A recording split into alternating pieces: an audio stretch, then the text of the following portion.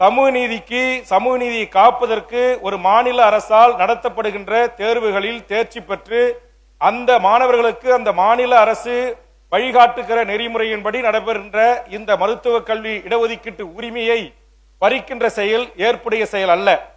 இன்றைக்கு பிற்படுத்தப்பட்ட, தாழ்த்தப்பட்ட, ஒடுக்கப்பட்ட, வஞ்சிக்கப்பட்ட சிறுபான்மை மாணவர் செல்வங்கள் இந்த நீட் என்கிற நுழையா தேர்வின் காரணமாக பாதிப்புக்குள்ளாகிறார்கள்.